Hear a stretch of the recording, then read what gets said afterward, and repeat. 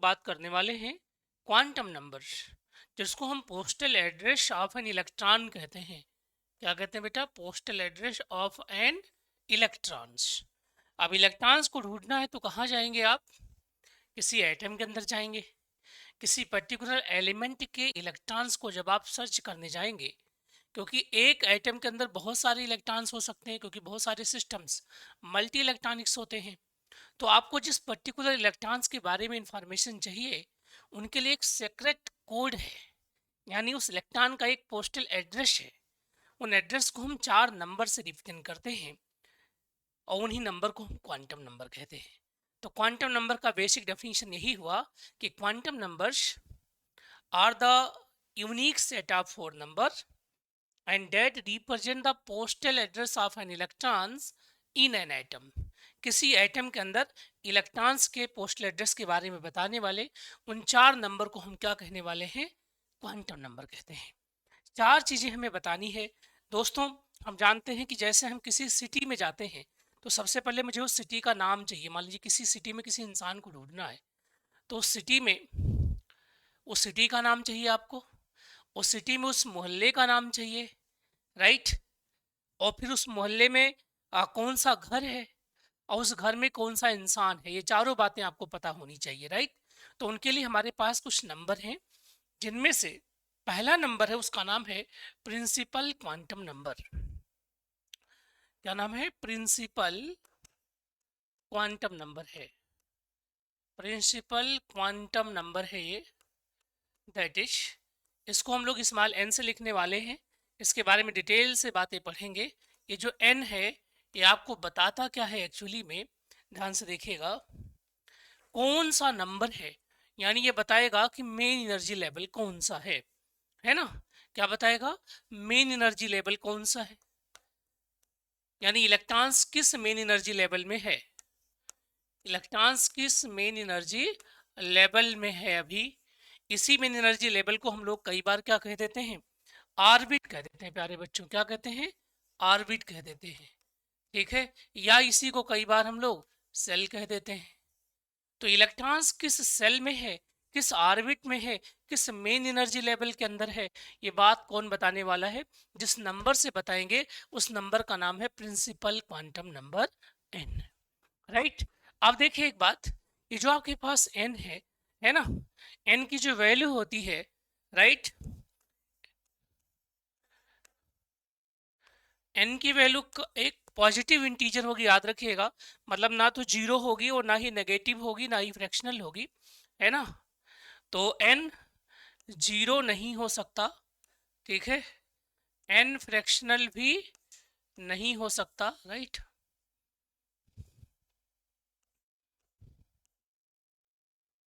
Fractional भी नहीं होगा एंड नेगेटिव भी नहीं होगा, ठीक है। ये दोनों चीज नहीं होगी। क्या होगी? हमेशा एक पॉजिटिव इंटीजर होगी हमारे पास, राइट। क्या हो सकती है? एक होगा, दो होगा, तीन होगा, चार होगा, पाँच होगा, छः होगा, इस तरीके से इसके नंबर बनेंगे एन के, ठीक है। अब अगर एन की वैल्यूज हम देखते हैं बच्चों, right, n is equal to बात करते हैं। अगर एन इज इक्वल टू भी वन है तो पहले सेल की बात होगी। किसकी सेल की बात होगी? पहले सेल की। तो यहाँ पर हम देखते हैं एक मॉडल, एक बना लेते हैं टेबल टाइप का, प्रिंसिपल क्वांटम नंबर, है ना। उसके बाद क्या है? ये हो जाएगा आपका बेटा सेल, है ना।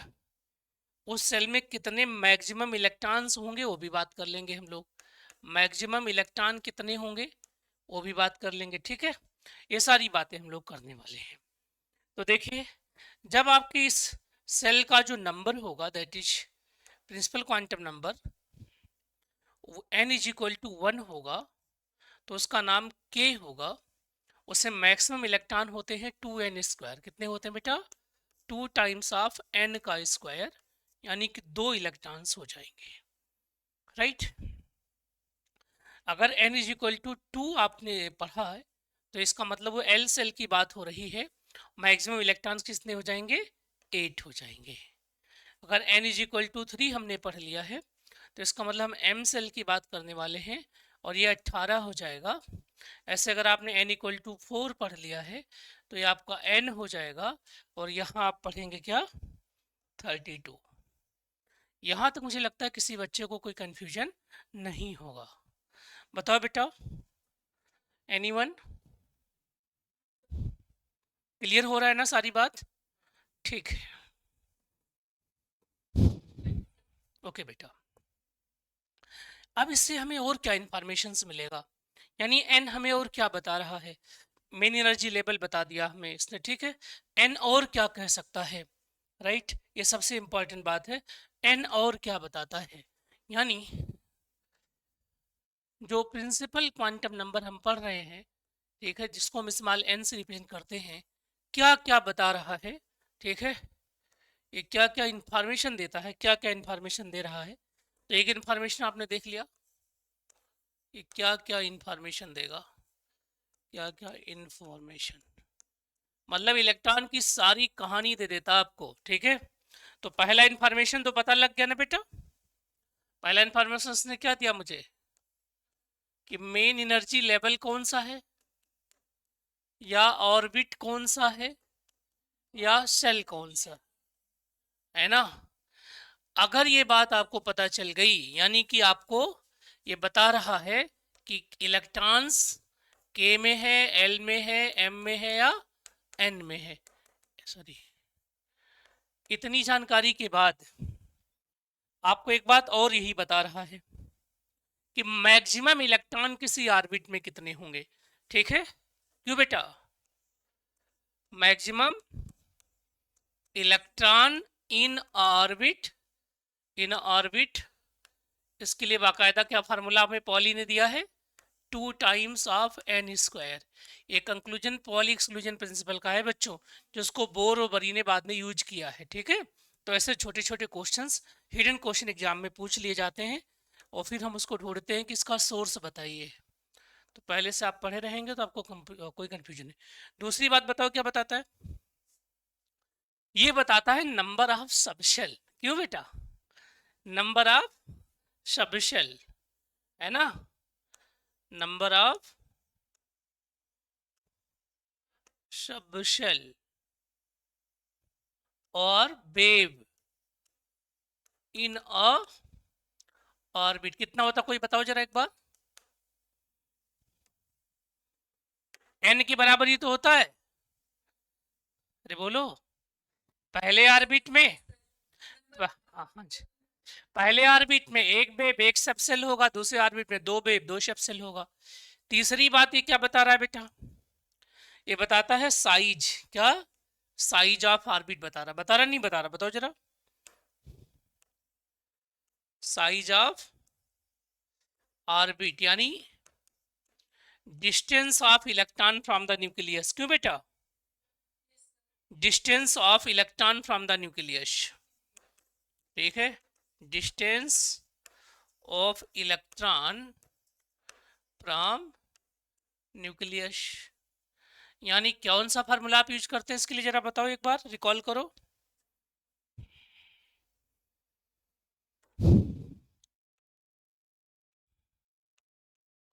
जीरो 0.529 है ना,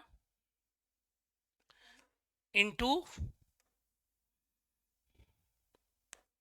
into n square upon z angles, ये तो यूज करते हैं आप, ये फार्मूले में एन मेन चीज है ना हमारा। तो क्यों बेटा, उसके बाद देखिए और क्या बताता है मुझे, ये साइज पता लग गया है, एनर्जी बताता है, क्या बताता है बेटा, एनर्जी ऑफ इलेक्ट्रॉन।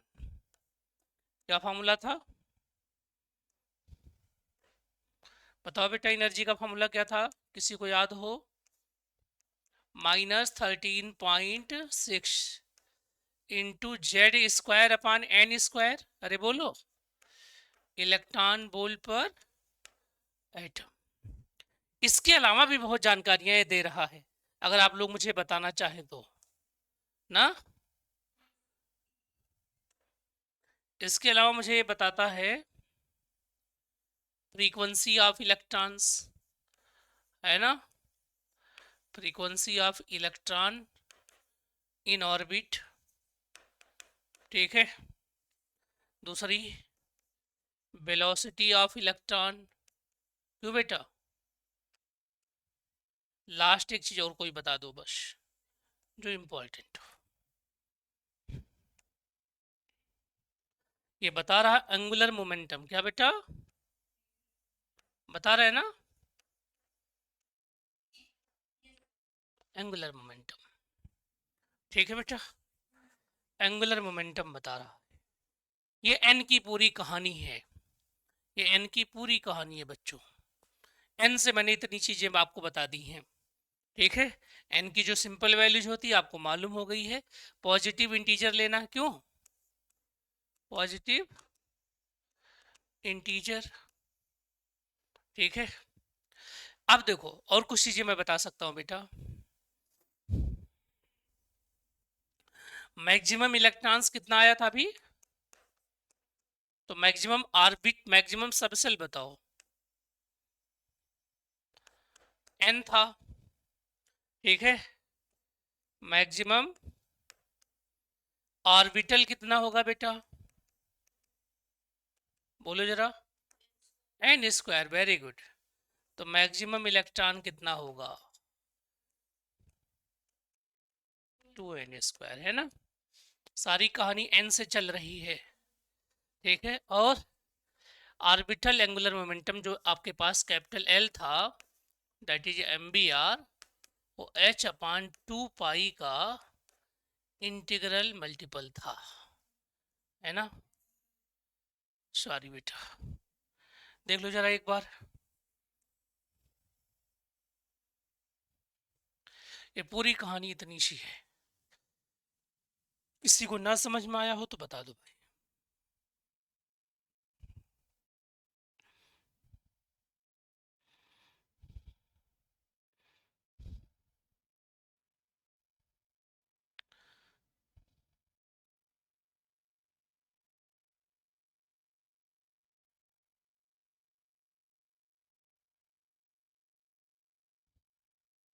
क्लियर है बेटा।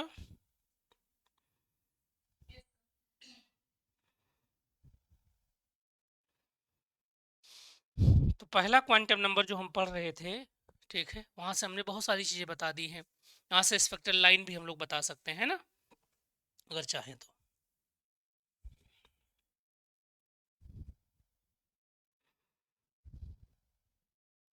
चलो बेटा, सेकंड आपके पास है, that is the azimuthal quantum number, है ना। एक चीज और आप चाहो लिख लो इसी में, कि ये जो क्वांटम नंबर था इंट्रोड्यूस किसके द्वारा हुआ था, है ना, ये वाला इंट्रोड्यूस बाय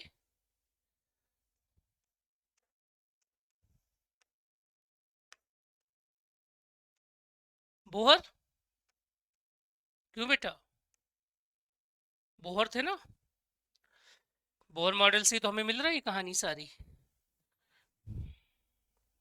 चलिए, अब आता है second one, that is most important है। इसको हम कई सारे नाम देने वाले हैं।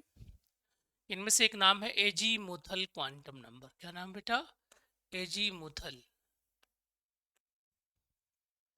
क्वांटम नंबर, है ना।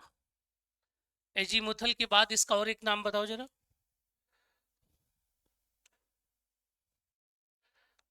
क्या कहते हैं इसको, हेलो, इसका नाम होता है सेकेंडरी, क्या बेटा, सेकेंडरी। बहुत सारी बुक्स में इसी का नाम क्या है, सब्सिडरी, क्यों,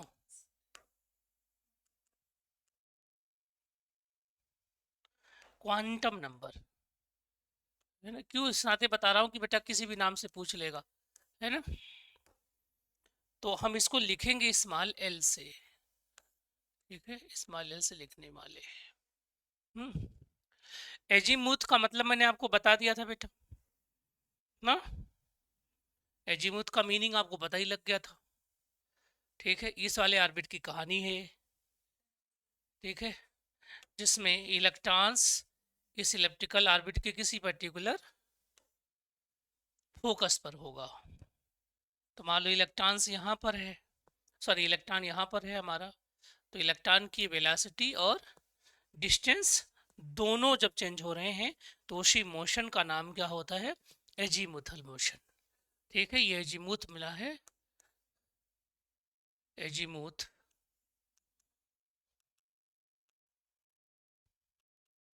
motion of electron in elliptical orbit लिख दूं बेटा, तो मीनिंग तो वही हो जाएगी ना। ठीक है, किसने इंट्रोड्यूस किया होगा बेटा?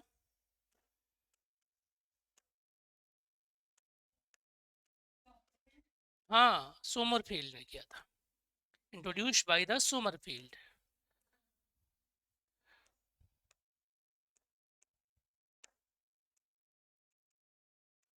सोमरफील्ड ने हमें एक कहानी बताई है, अब ये क्या कहता है उसको हम देखते हैं।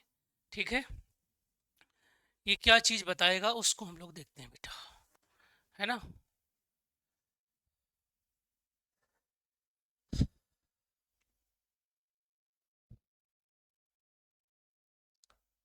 इट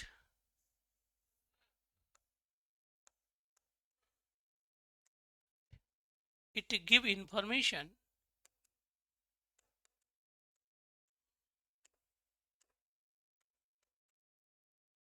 अबाउट द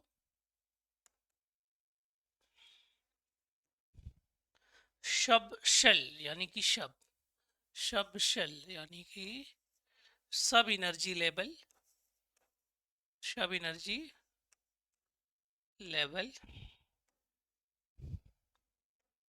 इसी को बोलते हैं सब शेल या look of orbitals, look of orbital. ठीक है, चलिए, सबसे इंपॉर्टेंट बात यह है कि इसकी वैल्यू कैसे डिसाइड होगी सर। तो वैल्यू ऑफ एल क्या होता है बेटा, एक तो मैंने बताया था k-1, अरे बोलो, वैल्यू ऑफ एल क्या होता है बेटा, k-1 होता है, जहां पर ये आपका a था और ये क्या था, b था ना। तो मैंने आपसे कहा था कि जो n/k होगा वो आपका a/b होगा, है ना। ठीक है, लेकिन for a given n, for a given n, ठीक है, वैल्यू ऑफ एल क्या होता है, 0 to n-1 होता है, मतलब n से एक कम होता है। एंड इट्स टोटल वैल्यू कितनी होगी बेटा जी, इसकी जो टोटल वैल्यू होगी वो होगी आपकी n। सही बात है, अरे बोलो।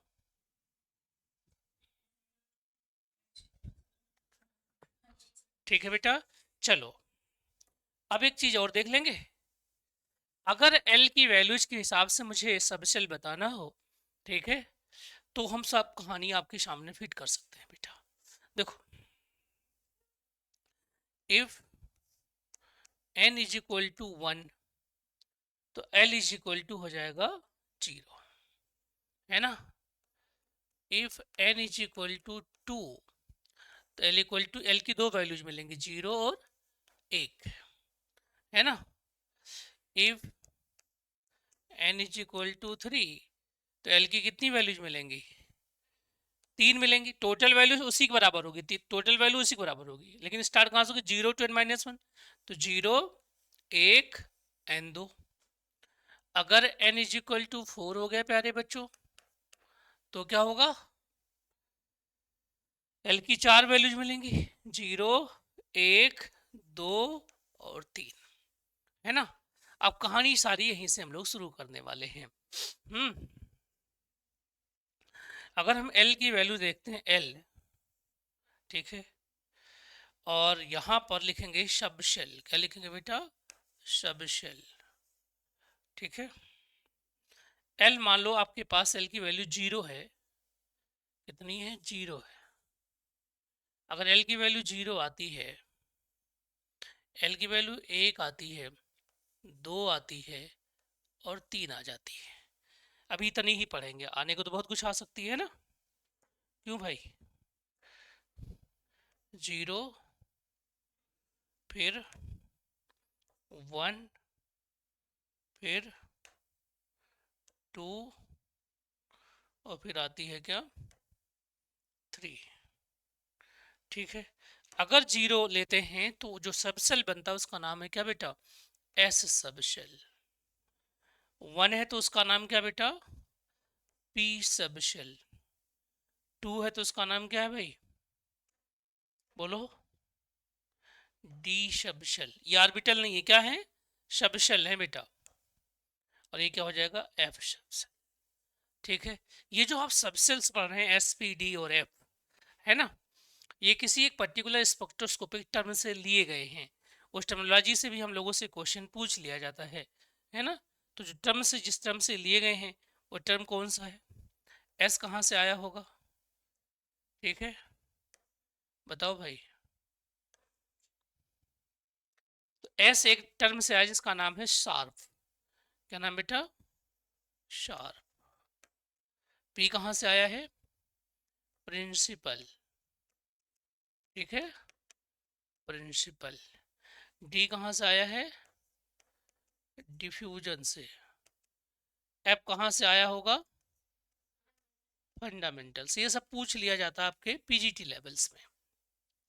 अब सबसेल के अंदर ही तो ऑर्बिटल्स होते हैं बेटा, क्यों, सबसेल के अंदर क्या होते हैं हमारे, ऑर्बिटल्स होते हैं। इन्हीं सबसेल के अंदर क्या हो जाएंगे बेटा, ऑर्बिटल्स हो जाएंगे, इनके अंदर ऑर्बिटल्स हो जाएंगे, ठीक है। और जो ऑर्बिटल्स होंगे उनका नाम सबसेल के नाम पर होगा, है ना। किसी सबसेल में टोटल कितने ऑर्बिटल्स होते हैं, है ना, टोटल ऑर्बिटल कितने होते हैं एक सबसेल के अंदर, तो होते हैं 2l+1। क्या होता है बेटा, 2l+1, 2l+1, ठीक है। तो एस सबसेल में कितने ऑर्बिटल होंगे,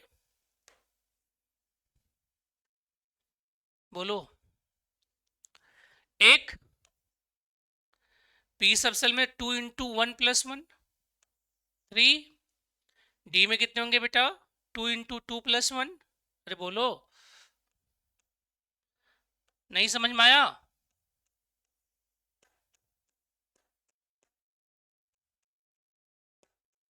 बोल दो भाई कुछ।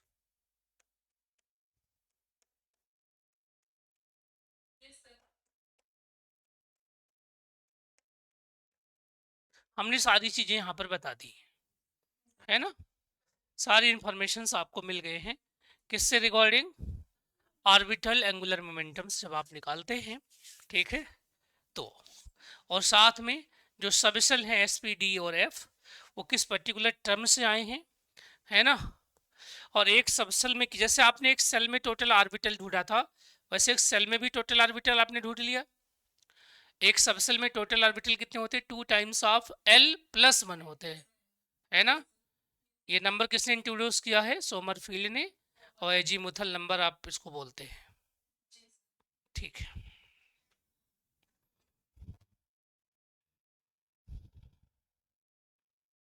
चलो बेटा,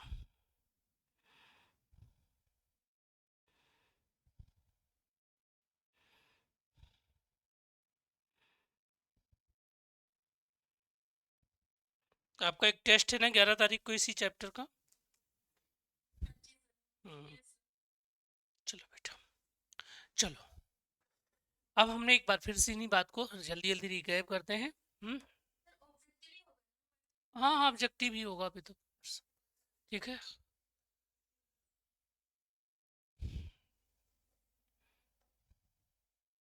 देखो बेटा, मैंने कहा एल की जो वैल्यू है वो कहाँ से आई है, उसकी एक वैल्यू 0 है, दूसरी 1 है, दूसरी 2 है और फिर 3 है, और भी आगे हो सकती है ऐसे, है ना। ऐसे भी आप और वैल्यूज आप इसमें बता सकते हैं। एल मतलब कि एजीमुथल क्वांटम नंबर, है ना। Azimuthal quantum number. ठीक है।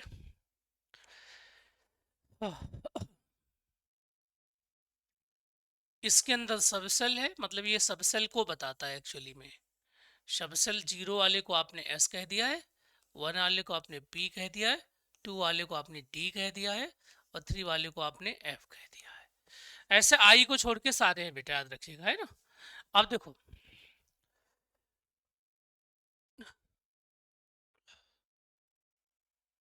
सबसेल में कौन है बेटा?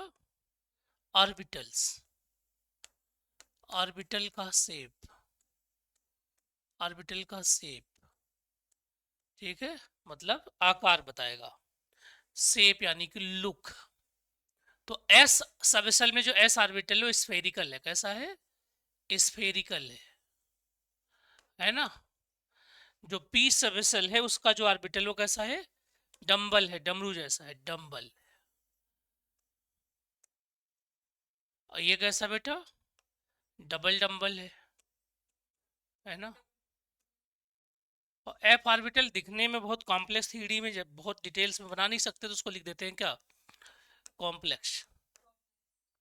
राइट, ये हो गए ऑर्बिटल्स। चलो फिर से एक बार बताओ आप। टोटल ऑर्बिटल कितने थे? 2l+1, है ना। टोटल इलेक्ट्रॉन कितने होंगे?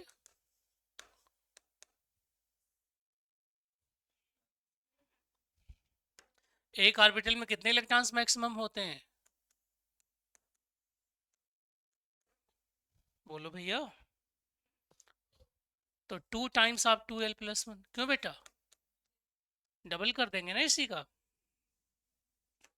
तो आपने सिंपली तो कह दिया कि टोटल ऑर्बिटल जो होंगे, एक s होगा, है ना, 3 p होंगे, 5 d होगा, और 7 f होगा। बोलो। टोटल ऑर्बिटल s के 1 होंगे, p के 3 होंगे, d के 5 होंगे, और f के कितने होंगे बेटा? 7 होंगे। तो मैं इसको ऐसे ना लिख के, ऐसे कंफ्यूजिंग है थोड़ा सा, है ना, इसको ऐसे बना देता हूँ कि कंफ्यूज हो गए बच्चे की। सर आपने ऑर्बिटल बना दिया है क्या? बता दिया। देखो भाई,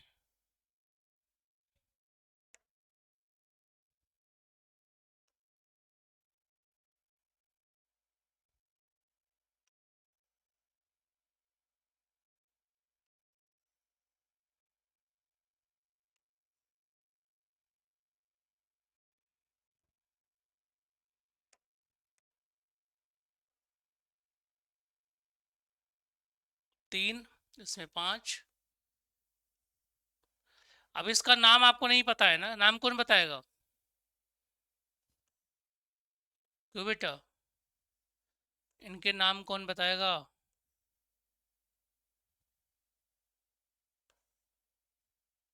उसके लिए एक अलग नंबर है ना, उसका नाम क्या है? Magnetic quantum number. ठीक है बेटा। एक में 2 इलेक्ट्रॉन्स हो, टोटल इलेक्ट्रॉन्स कितने हो गए बेटा? एस में हो गए 2, पी में हो गया 6, डी में हो गया 10, और एफ में कितने हो गए? 14। क्या देखो एक बार, यहाँ तक कोई कंफ्यूजन तो किसी को नहीं है? ठीक है। यहाँ एक टर्म डिफाइन होता है बेटा, ऑर्बिटल एंगुलर मोमेंटा। क्या? Orbital angular momentum. ठीक है, दैट इज एल के टर्म में। पहले तो आपने एन के टर्म में पढ़ा हुआ है ना इसको। क्या होता है? L times of l+1 into H upon 2 pi, ये बाहर होता है। बोहर मैग्नेट्रॉन इसकी यूनिट होती है बच्चों। तो मुझे बस इतना बताओ आप लोग, ये क्वेश्चन जरूर पूछा जाएगा कि एग्जाम में।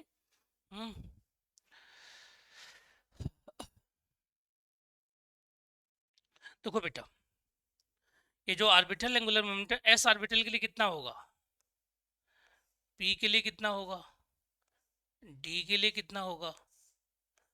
एफ के लिए कितना बताओ, कोई भी एस ऑर्बिटल हो उसका ऑर्बिटल एंगुलर मोमेंटम कितना आएगा? तो कितना होगा? 0 × 0 + 1 का अंडर रूट क्या होगा बच्चे? तो बोल दो कुछ। जीरो ही होगा, जीरो ही होगा, है ना? जीरो ही होगा, उसमें क्या सोचना है इतना। ठीक है, तो ये बार बार पूछता है। तो एस ऑर्बिटल के लिए कितना होगा बेटा? 0 बोर मैग्नेट्रॉन्स।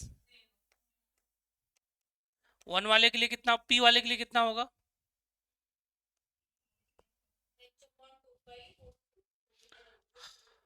तो √2 कर दूं? √2 × h/2 पाई, तो h/√2 पाई, क्यों बेटा? यही तो है। डी के लिए कितना होगा बेटा? डी के लिए बहुत इंपॉर्टेंट है,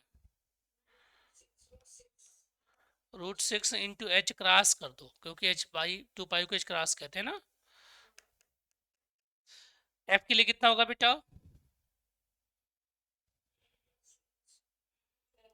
√12 × h क्रॉस।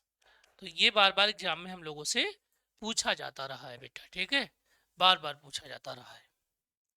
एल दे दिया जाएगा या सिंपली आपके पास ऑर्बिटल दिए जाएंगे और पूछेगा बताइए कि कितना है। ओके, क्लियर है?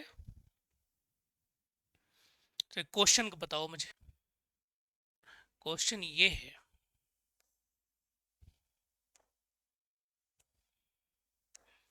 For ji orbital, ji sub shell, है ना, for g sub shell calculate orbital angular momentum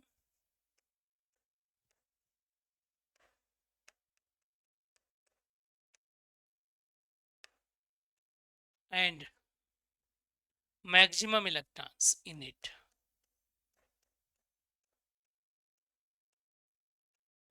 बताओ बेटा।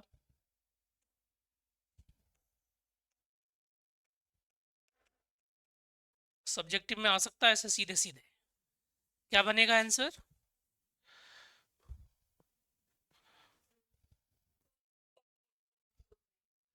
तो आप कहोगे सर कि sir for ji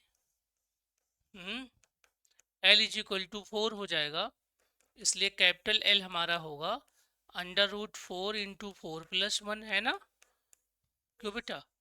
h cross यानी कि √20 h क्रॉस, है ना? एंड मैक्सिमम इलेक्ट्रॉन क्या लिखोगे? मैक्सिमम इलेक्ट्रॉन्स होगा हमारा 2 × 2l + 1, यानी 2 टाइम्स ऑफ 2 × 4 + 1, 18 इलेक्ट्रॉन्स। ठीक बात है। एक चीज और मैं बता देता हूँ, ये भी बताते हैं बेटा, ठीक है? कौन? एल से हमें एक बात और पता चलती है कि किसी ब्लॉक में कितने ग्रुप होंगे, राइट, है ना? समझ में आ रही बात? तो इन पीरियोडिक टेबल्स, किसमें? In periodic table. अब चूंकि एब्लाप एक्सेक्शन एक्स की बात अलग है ना? टोटल ग्रुप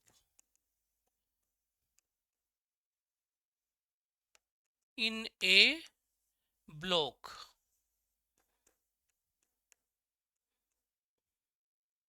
एक ब्लॉक के अंदर टोटल कितने ग्रुप बनेंगे, है ना बेटा?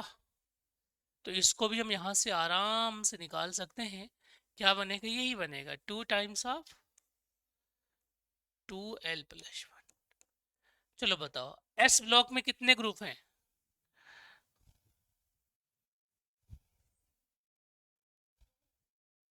हाँ, वेरी गुड, है ना? पी ब्लॉक में 6, पी ब्लॉक में तो 6 होते हैं बेटा, डी ब्लॉक में 10 ग्रुप होते हैं, एफ ब्लॉक में क्या होता है, एक्सेप्शन हो जाता है, होने 14 ग्रुप चाहिए लेकिन वो एक ही ग्रुप में आते हैं, थर्ड बी में, राइट है ना। क्लियर है इतनी बात। एफ ब्लॉक में 14 ग्रुप होने चाहिए ना टोटल, लेकिन ग्रुप होता कितना, एक ही होता है उसमें, ठीक है।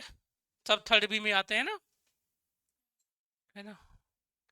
तो यहाँ पे एक्सेप्शन क्या लिखूं, not valid in F block. F block का एक ही ग्रुप है, नाम क्या है, थर्ड बी। तो पूरी कहानी मैंने आप लोगों के सामने रख दी बेटा। यहाँ तक मुझे लगता है किसी बच्चे को कोई दिक्कत परेशानी नहीं हो रही होगी, राइट। ठीक है,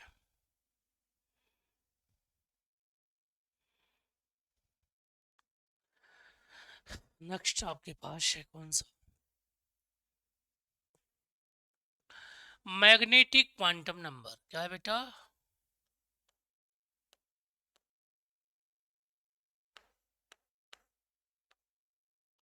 मैग्नेटिक क्वांटम नंबर। इसको जनरली स्मॉल एम से लिखा जाता है, किससे, स्मॉल एम से लिखते हैं बेटा। ये एक ऐसा आपके पास टॉपिक है ना, ये सब्जेक्टिव में भी पूछा जाएगा, जैसे मान लीजिए जीडीसी का पेपर है, इस बार मेंस होगा, वहां पर पूछ लिया जाएगा। ये एमआरएस का पेपर है, इस बार मेंस होगा, वहां पर पूछ लेगा, है ना। जहां जहां मेंस होगा वहां वहां के लिए क्या है, इम्पोर्टेंट है, ठीक है। तो इस नाते दोनों तरफ से आपको, दोनों तरीके से आपको पढ़ना है, ऐसा नहीं कि आप एक ही उससे पढ़ेंगे, है ना।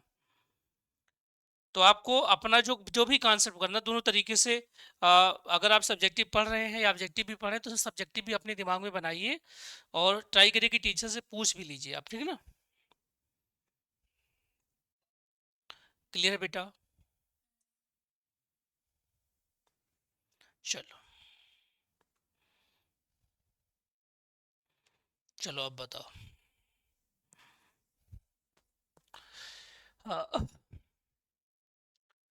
मैग्नेटिक क्वांटम नंबर किसने बताया होगा हमें, बोलो, इंट्रोड्यूस बाई,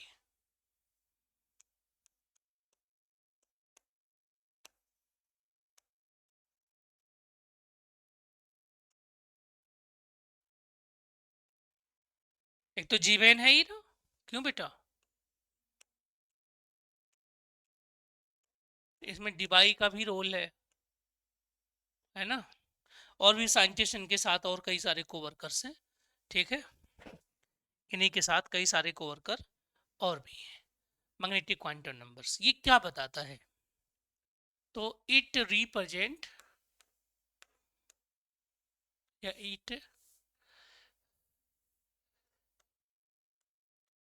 गिव ओरिएंटेशन बेटा, ओरिएंटेशन ऑफ इलेक्ट्रॉन या ओरिएंटेशन ऑफ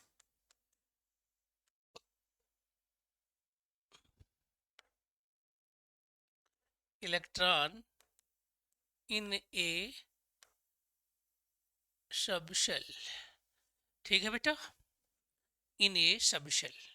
इलेक्ट्रॉन किस डायरेक्शन में मूव कर रहा है तो पूरी कहानी हमें यही बताने वाला है, ठीक है। तो ध्यान से देखो बेटा, और ए गिवन एल, है ना, टोटल एम क्या होगा या वैल्यू ऑफ एम क्या होगा, तो आप बोलते हैं माइनस एल से plus, minus L two plus L with zero, क्यों बेटा, विद जीरो। एक बात तो ये हो गया, दूसरी इंपॉर्टेंट बात क्या है, टोटल वैल्यू कितनी होगी, टोटल वैल्यू ऑफ एम क्या होगी, है ना।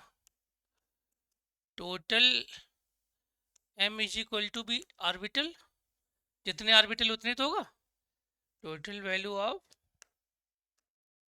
M is equal to be total orbital, क्यों बेटा, एक सबसेल में जितने आर्बिटल होंगे उतना ही तो एम आएगा, और टोटल ऑर्बिटल होते कितने बताओ जरा, 2l+1, या अगर n मालूम हो तो n स्क्वायर होते नहीं होते हैं, तो n से भी रिलेट कर दिया आपने। ठीक है भाई, देखो पहला पॉइंट, दूसरा पॉइंट, तीसरा, चौथा पॉइंट जो कि सबसे इंपॉर्टेंट हम बनाने वाले हैं। चौथा पॉइंट क्या है, सबसे इंपॉर्टेंट जो हम बनाने वाले हैं वो यहाँ पर क्या हो सकता है, m के लिए बेटा जी, ठीक है ना। आपको बस इतना याद रखना है कि m हमें बताता क्या है, ओरिएंटेशन के बारे में जानकारी देता है, किसका, इलेक्ट्रॉन्स का, कहाँ पर, किस पर्टिकुलर सबशेल के अंदर हमारा इलेक्ट्रॉन्स है। ठीक है, चलो अब आप कोई भी नंबर सपोज कर सकते हैं, लेकिन सबसे इंपॉर्टेंट है for value of m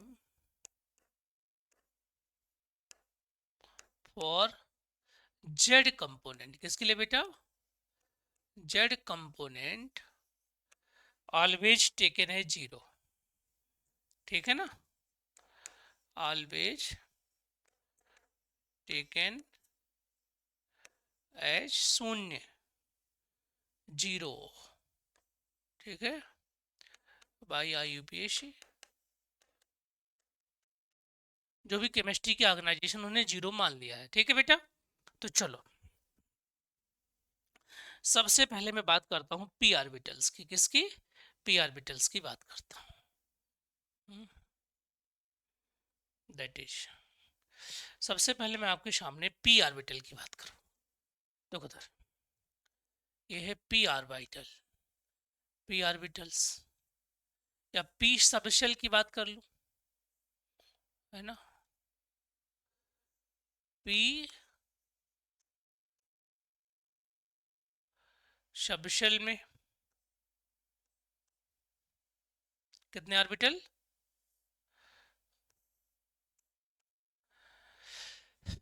p subshell है तो l की वैल्यू अपने आप क्या हो गया, 1 हो गया।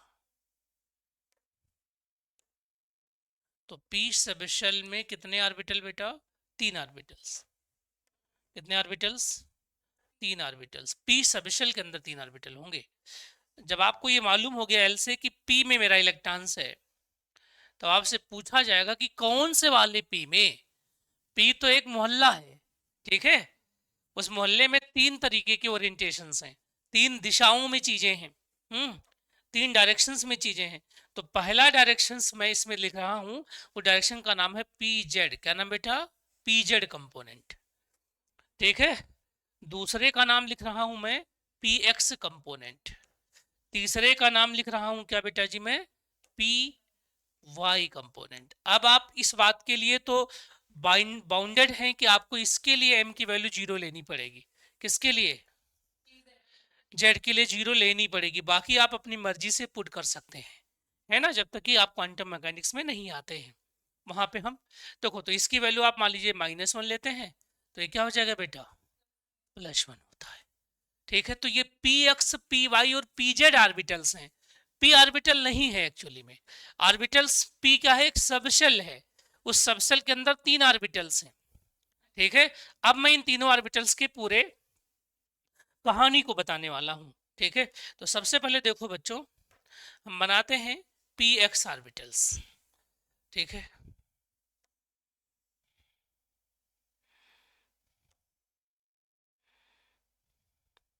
और मैं नाम ले लेता हूं इनका, ये x एक्सिस है और ये y एक्सिस है, ठीक है। तो px ऑर्बिटल कैसे बनेगा, x ऑर्बिटल एक डमरू के जैसा होगा, एक डंबल के जैसा होगा, ठीक है, एक डंबल के जैसा होगा, ये इसके लूब कहलाते हैं, क्या कहलाते हैं, लूब कहलाते हैं। लूब में मुझे फेज बताने के लिए साइन का साइन का प्रेजेंटेशन करते हैं, ये प्लस साइन बता देते हैं और एक को माइनस साइन बता देते हैं, दैट इज द लूब। ये क्या है बेटा, लूब्स ऑफ ऑर्बिटल्स हैं, लूब्स ऑफ ऑर्बिटल, है ना। Plus and minus represent phase, क्या रिप्रेजेंट करते हैं, फेज, ना तो ये डेंसिटी बताते हैं, ना चार्ज बताते हैं ना कुछ बताते हैं, फेज बताते हैं। फेज को ऐसे समझिए जैसे आप मुझसे कभी रास्ते में या कहीं मिलते हैं और आपने मुझे कहा सर हेलो, और मैंने भी हेलो कह दिया, तो that is plus plus phase हो गया, राइट। मैंने आपको कहा हाय और आपने कोई रिप्लाई नहीं किया, और आपने मुझे बिना पहचाने निकल गए, तो दैट इज न्यूट्रल फेज। वो वहां तक बातें सही होती हैं। तीसरा हो सकता है कि आपने पहचानने से मना, सब नहीं कि आपने गाली दे दी, आप कहते मैं पहचान रहा हूँ लेकिन मैं तुमसे बात नहीं करना चाहता, उसको बोलते हैं नेगेटिव फेज। किसी से आपने हाथ मिलाया, उसने भी हाथ मिलाया, पॉजिटिव है।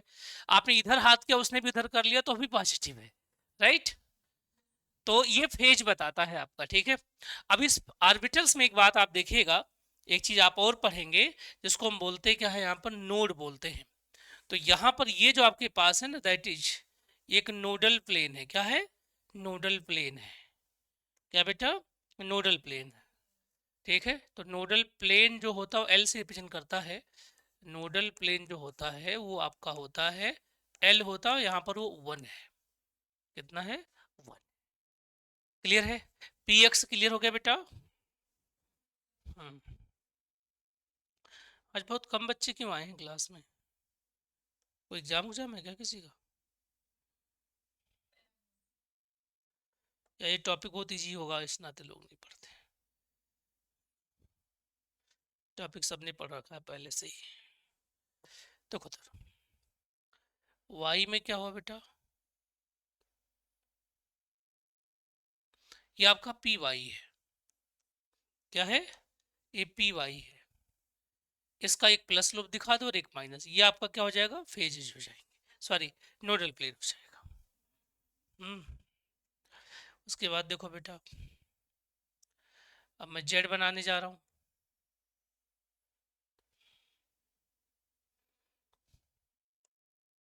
मैं इस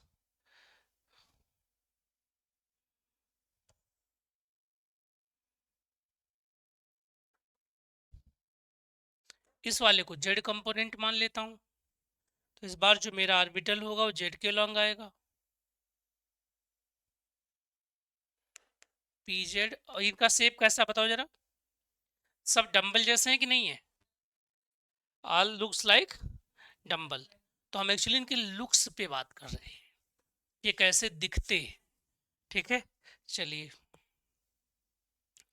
यहाँ तक किसी बच्चे को कोई भी डाउट हो किसी भी तरीके का तो पूछ सकता है ना?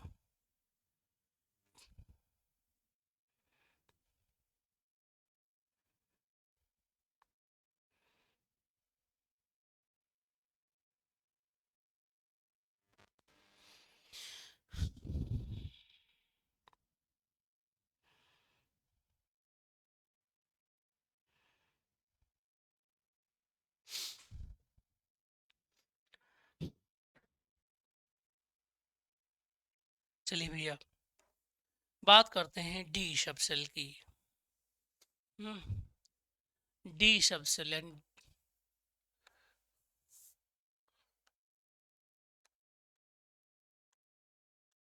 एल्टीग्रेड का रिजल्ट आ गया ना?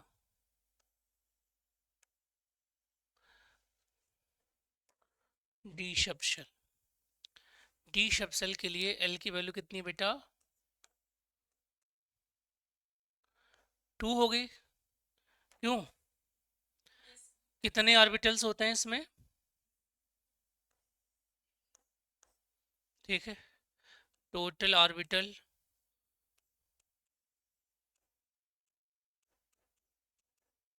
इन डी सब सेल, तो आपका नंबर होगा कि 5 होंगे सर? 12+1 यानी कि 5, है ना? 5 हो जाएंगे बेटा जी। यहाँ तक किसी बच्चे को कोई कंफ्यूजन तो नहीं होगा?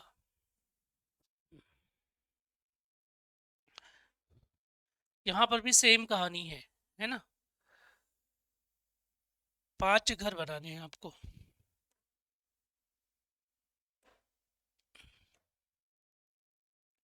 पहला घर,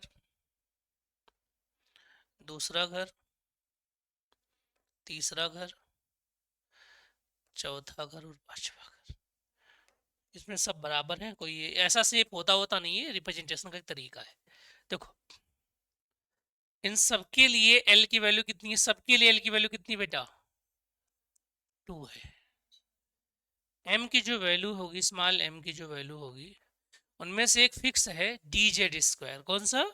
डी जेड स्क्वायर फिक्स है, ये फिक्स है आपका, इसके लिए 0 फिक्स हो गया, राइट। हाँ चलो, उसके बाद अपने मन से लिख सकते हो यहाँ पे डी एक्स वाई है, डी वाई जेड है, डी जेड एक्स है, और d x square y square. आप फ्री हैं, आप लिख दीजिए, कोई फर्क नहीं पड़ता। तो माइनस एल से होगा तो -2 -1 0 +1 एंड +2। ठीक है, अब इनमें एक एक का हम शेप देखेंगे। ठीक है बेटा, एक एक का शेप देखेंगे। तो जो शेप ऑफ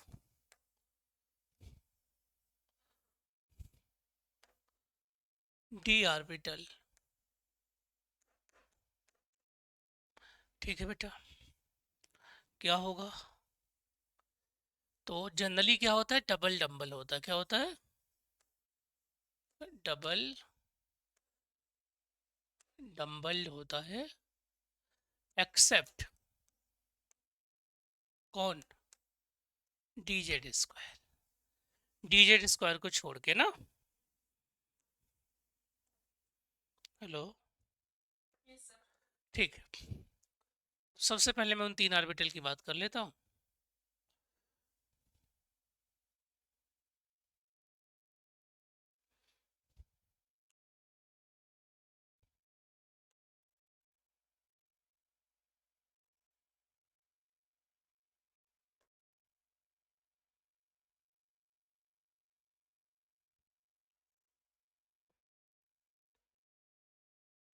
ठीक है, नाम देखो, मैं ऐसे लिख रहा हूँ बेटा, एक्स वाई,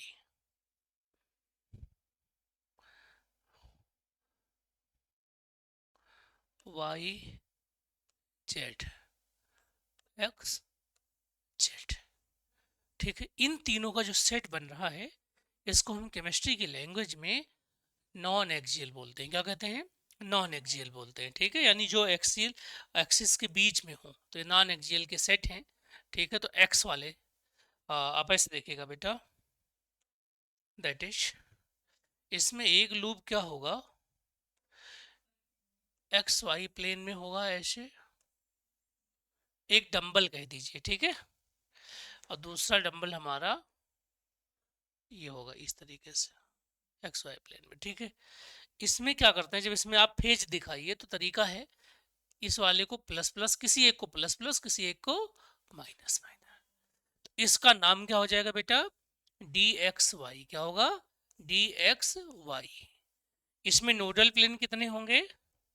तो नोडल प्लेन होते हैं, यानी रेडियल नोड सिंपली कहिएगा, क्या, हाँ सॉरी, नोडल प्लेन, क्या, नोडल प्लेन। ठीक है, तो नोडल प्लेन यहाँ पर क्या है, 2 है। क्या है? एल होता, यहाँ पर क्या होता बेटा, 2 हो गया, है ना।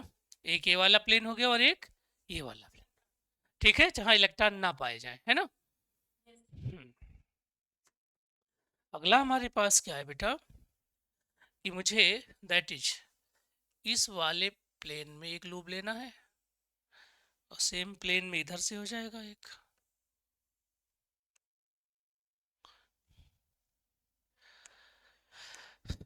प्लस प्लस, कुछ भी ले लीजिए, इससे कोई दिक्कत, लेकिन एक सेट को एक मानना है ना।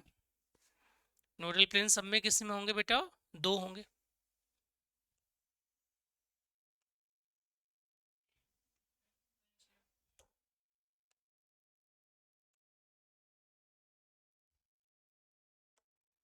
प्लस प्लस माइन, नाम बताओ जरा, ये डी एक्स वाई है, ये क्या होगा,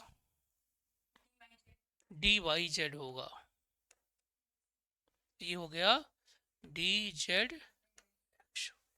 ठीक है, ये आपके पास जो तीनों सेट है ना, इनको हम बोलते हैं क्या, नॉन एक्सियल। क्या बोलते हैं बेटा, नॉन एक्सियल। ठीक है, अब एक्सियल देखिए, एक्सियल डी ऑर्बिटल्स, ठीक है। उनमें से पहला,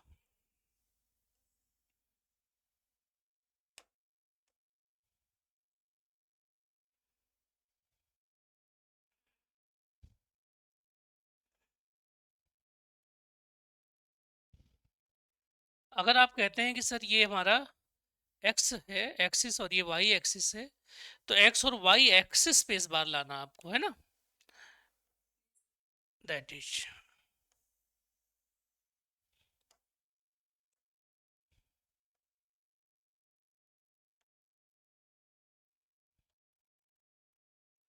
तो आप पाते हैं कि सर ये प्लस प्लस और ये क्या है, माइनस माइनस। इसी का नाम क्या है बेटा, d x square y square, इसका नाम क्या है, d x square y square. जरा बताना इसमें कितने नोडल प्लेन होंगे, तो दो होंगे, एक ये वाला और एक वाला, है ना। क्यों बेटा, यहाँ तक मुझे लगता है किसी बच्चे को कोई दिक्कत परेशानी तो नहीं है, कंफर्म समझ में आ रहा है, ठीक है। अब अगला जो हमें पढ़ना है ना, वो बहुत इंपॉर्टेंट है, और वो एक्चुअली दो ऑर्बिटल का कॉम्बिनेशन है, वो अकेला नहीं है, ठीक है, वो अकेला नहीं है, ठीक है। उसका नाम है डी जेड स्क्वायर। क्या नाम है बेटा, डी जेड स्क्वायर, ठीक है। तो चलिए हम उसको देखते हैं।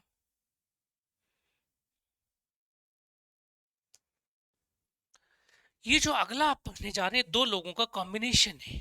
कौन से दो लोग हैं, एक है d x, sorry d Z square x square plus d Z square minus Y square. ये दोनों वेव जो सुपर इम्पोज हुए होंगे, इनका जेड कंपोनेंट प्लस हो जाएगा और एक्स और वाई कंपोनेंट क्या हो जाएगा, बोलो जरा, माइनस हो जाएगा, है ना, ठीक है। तो इसका मतलब इसमें डी में जेड कंपोनेंट क्या हो गया, डोमिनेंट हो गया, जेड डबल हो गया ना बेटा, हेलो,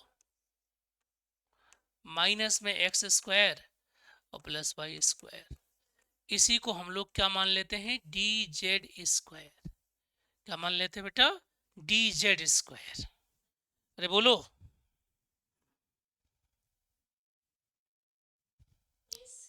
इसी का नाम होता है बेटा डी जेड स्क्वायर, है ना।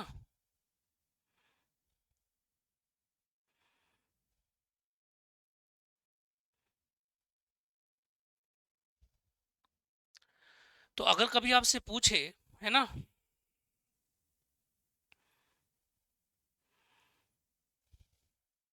कि डी जेड स्क्वायर एक्चुअली में क्या है, तो आप बोलोगे दो ऑर्बिटल का एक कॉम्बिनेशन है। कितने का बेटा, दो ऑर्बिटल का एक कॉम्बिनेशन है, ठीक है। कौन कौन से ऑर्बिटल का, कौन कौन से ऑर्बिटल का,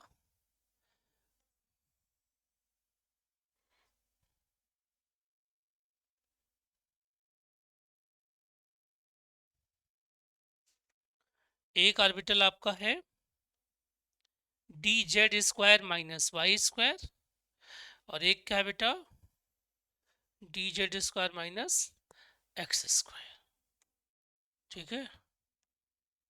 देखो बेटा, ये आपका जेड एक्सिस, ये आपका एक्स एक्सिस, और ये आपका क्या है, वाई एक्सिस। सारा का सारा इलेक्ट्रॉन की सारे जो वेव की जो डेंसिटी है वो जेड एक्सिस के लॉन्ग आ गई, ठीक है ना। तो अगर जेड एक्सिस के लॉन्ग आ गई तो लूप आपका एक बड़ा सा लूप बनेगा डंबल, किधर, अलोंग द जेड,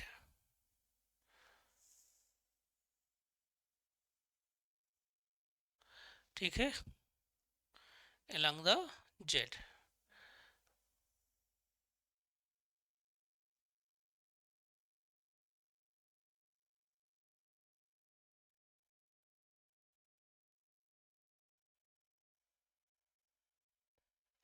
अब एक्स और वाई क्या हो गए, सिमट गए हैं बेटे, एक्स और वाई क्या हो चुके हैं, छोटे हो गए हैं बेचारे वो, है ना।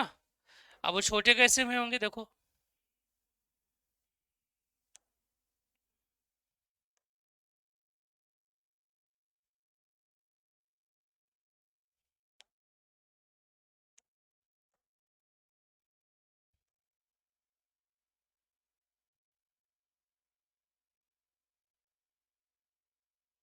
इस तरीके से हो गया, है ना बेटा। इस तरीके का डायग्राम बन गया। एक्स और वाई क्या हो गए, रिंग के छल्ले जैसे हो गए यहाँ पर, दैट इज।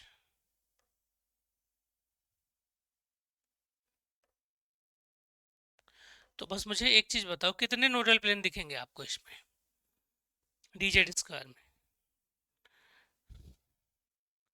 कितने होंगे नोडल प्लेन? तो नोडल प्लेन यहाँ होंगे जीरो, कितने, जीरो। पूछेगा कौन सा डी जेड डी ऑर्बिटल है जिसमें जीरो नोडल प्लेन होते हैं, तो आपका आंसर क्या होगा, डी जेड स्क्वायर, ठीक है। सभी में दो होते हैं बेटा, इसमें भी नोडल प्लेन कितने होंगे, टू होंगे, इसमें भी नोडल प्लेन कितने होंगे, टू होंगे, इसमें दो होंगे, इसमें जीरो हो जाएगा, ठीक है।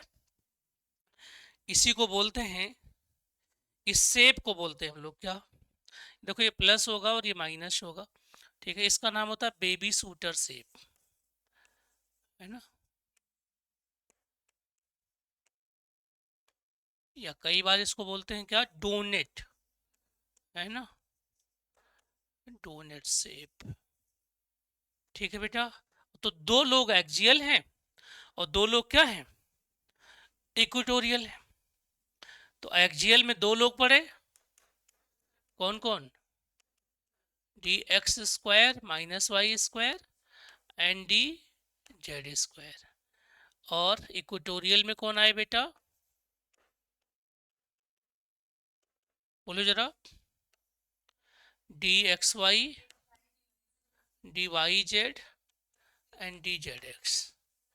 क्लियर है ना, यहाँ तक किसी बच्चे को कोई कंफ्यूजन, कोई परेशानी तो नहीं है, सबको समझ में आ रहा है बात, ठीक है।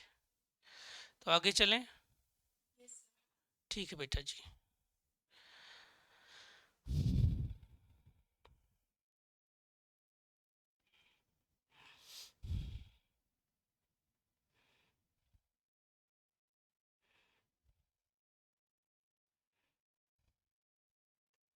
चलो बेटा, बहुत इंपॉर्टेंट है डी ऑर्बिटल्स, ठीक है। यहाँ से हर बार आपके एग्जाम में क्वेश्चंस आते हैं बेटा, तो प्लीज इसको आप पढ़ लीजिएगा एक बार जरूर। इसमें जो सबसे इंपॉर्टेंट बात है वही है कि डी जेड स्क्वायर ऑर्बिटल जो है, दो ऑर्बिटल का कॉम्बिनेशन है, D Z square minus x square और D Z square minus Y square. अकेला डी ऑर्बिटल जिसमें जीरो नोडल प्लेन होते हैं, बाकी सब में दो नोडल प्लेन होते हैं, यही पूछा जाता है बार बार, है ना। आई होप क्लियर हो गया होगा सबको ये बात। आगे बढ़ूं, अब बचता हमारा कौन सा बेटा, एफ ऑर्बिटल्स, ठीक है, एफ ऑर्बिटल्स। एफ ऑर्बिटल को समझना है, that is the fundamental concept, fundamental से बना भी है ये, है ना। जो टर्मिनोलॉजी है उसका नाम है फंडामेंटल बेटा।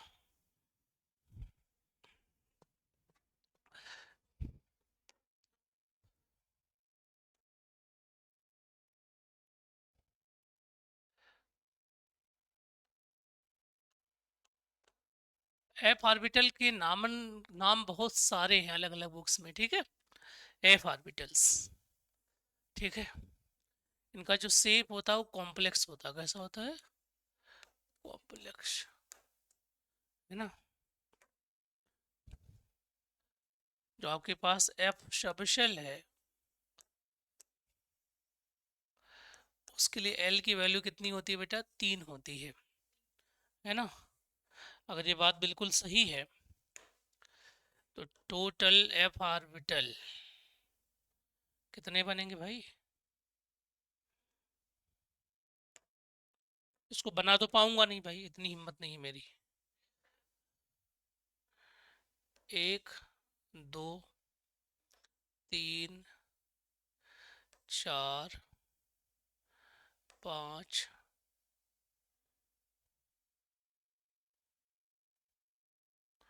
और एक छ, एक सात, है ना। बोलो बेटा, यहाँ तक क्लियर है। अब इसके नाम लिखने की कला बहुत सारी है, अलग अलग बुक्स में अलग अलग तरीके से हम इसको लिख सकते हैं। ठीक है, अब क्या लिखेंगे वो आप देखेंगे। देखो, अगर l इक्वल टू 3 है तो पहले हम डिफाइन कर लेते हैं m की वैल्यू -3 -2 -1 0 +1 +2 +3। ठीक है, जीरो में जेड कंपोनेंट थोड़ा सा ज़्यादा होगा, बस इतनी सी बात है ना। जीरो वाले में या तो आप जेड क्यूब भी बता सकते हैं, बहुत सारी बुक्स में उसको जेड क्यूब कहा गया है ना बेटा। ठीक है, उसे जेड क्यूब भी बहुत सारी बुक्स में कहा गया है, तो आप अपने हिसाब से कुछ मान सकते हैं। अब मैं इसको लिखना सिखाता हूँ।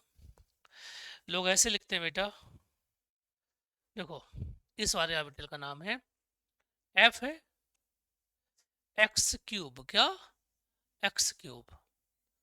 ठीक है, -3, जिसका क्यूब किया उसी को लेना है। एक्स के बाद क्या आता है, वाई स्क्वायर। नहीं समझ में आया? हेलो, दो बार बता देता हूँ, दूसरे से बताऊंगा, ये अपने आप समझ में आ जाए।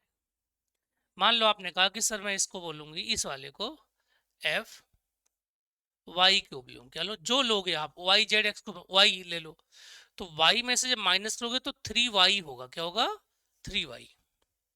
साइक्लिक ऑर्डर में y के बाद क्या आता है, तो जेड इसका। अभी नहीं समझ में आया? चलो बेटा, हालांकि कभी नहीं पूछेगा क्योंकि इसको लिखने के 10-20 तरीके तो मैंने देख डाले हैं, है ना। तो फिर इसको पढ़ाने कोई मीनिंग नहीं होता, अलग अलग बुक्स में अलग अलग है।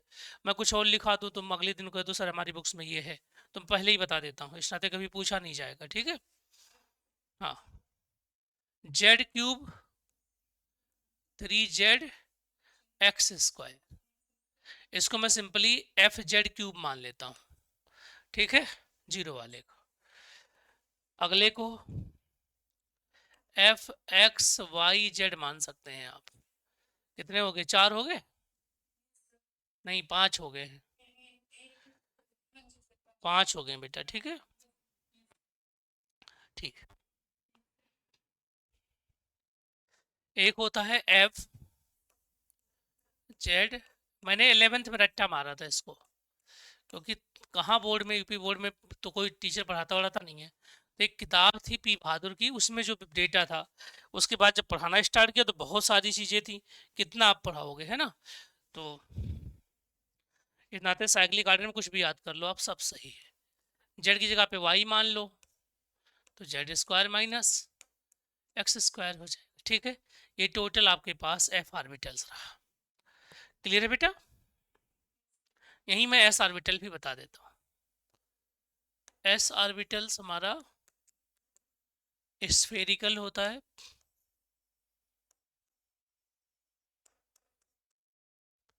इसका मतलब सिमेट्रिकल होगा, है ना। ठीक है, सिमेट्रिकल होगा।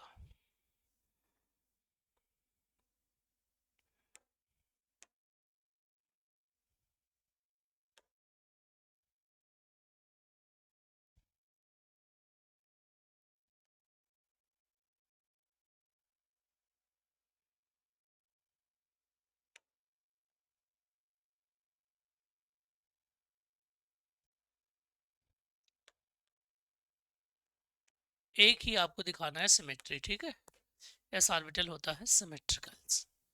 तो इसके लिए एल की वैल्यू कितनी होती है बेटा, 0, तो एम की वैल्यू भी क्या होगी, 0। ठीक है,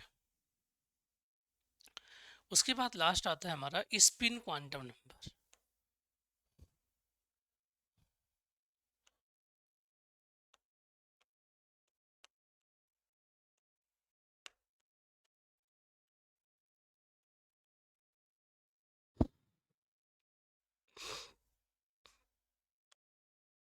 इसे स्मॉल एस लिखते हैं हम लोग।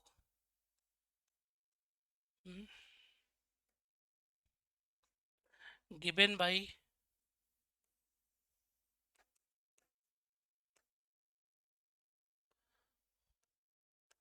Black and gold Smith. ठीक है बेटा, important what, not the solution of what, Schrodinger wave equation है ना, श्रोडिंगर वेव इक्वेशन का सॉल्यूशन नहीं है।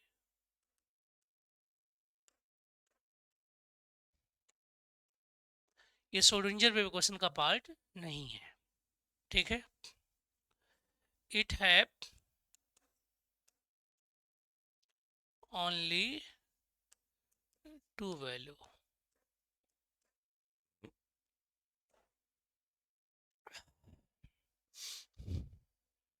टू वैल्यूज, ठीक है। एक इसकी वैल्यू होती है प्लस आप, एक होती है क्या, माइनस आप, ठीक है। प्लस आप में प्रेजेंटेशन में इलेक्ट्रॉन को आप अप दिखाते हैं और माइनस में इलेक्ट्रॉन को आप डाउन दिखाते हैं। एक्चुअली में ये कॉन्सेप्ट आया स्पिन से, तो स्पिन दिखा देते हैं हम लोग, ठीक है। इलेक्ट्रॉन्स की स्पिन है, तो स्पिन दिखाने के लिए आपको एक क्लॉकवाइज करना पड़ेगा और एक को एंटी क्लॉकवाइज। क्लॉकवाइज का मतलब होगा घड़ी के चलने की दिशा में, यानी कि दैट इज द क्लॉकवाइज ना, क्यों बेटा, और ये हो गया एंटी क्लॉकवाइज, तो ये हो गया क्लॉकवाइज। ये इलेक्ट्रॉन है, याद रखिएगा क्या है, एंटी क्लॉकवाइज।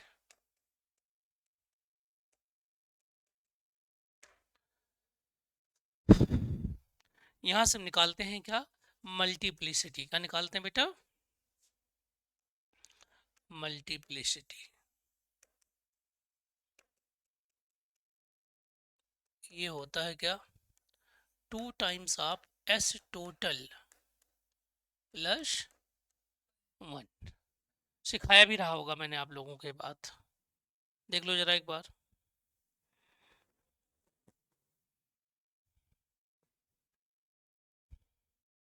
यहाँ तक कोई कंफ्यूजन हो तो पूछ लो बेटा।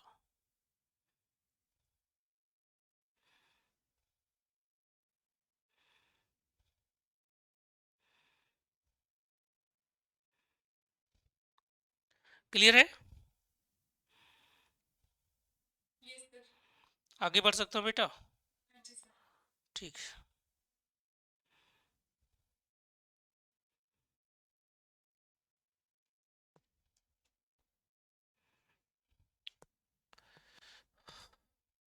इससे आप बहुत चीज़ें निकाल सकते हैं। आप इससे निकाल सकते हैं क्या, टोटल स्पिन मैग्नेटिक मोमेंट निकाल सकते हैं ना, 4s+1 करके, ठीक है। यही से वो फॉर्मूला आता है √nn+2 टाइम्स ऑफ Vm, जो आप कोऑर्डिनेशन केमिस्ट्री में यूज करते हैं, वो भी स्पिन पे ही रिलेटेड होता है, ठीक है बेटा। हाँ, जो टोटल स्पिन ओनली मोमेंट होता है ना, टोटल स्पिन ओनली मोमेंटा जो होता है, निकालते हैं n times of plus minus half, जहाँ n क्या होता है, अनपेड इलेक्ट्रॉन्स, है ना। चलिए, ये जो सारी कहानी हम लोगों ने पढ़ी उसको बस एक पिक्चर से हम क्या करते हैं बेटा, एक शॉर्ट फार्मूले से रिप्रेजेंट कर सकते हैं। इलेक्ट्रॉन का शहर, इलेक्ट्रॉन की मोहल्ला,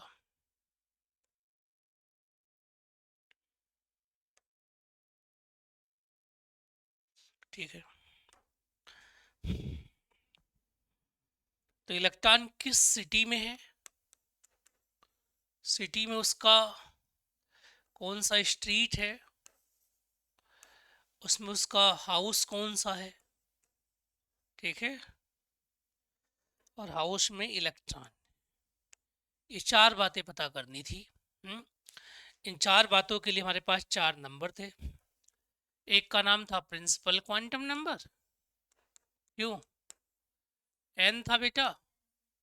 एक का था एजीमुथल क्वांटम नंबर, जिसको हमने एल कह लिया था, एक का नाम था मैग्नेटिक क्वांटम नंबर जिसको हम लोगों ने स्मॉल एम कह लिया था, एक का नाम था स्पिन क्वांटम नंबर जिसको हम लोगों ने एस कह लिया था।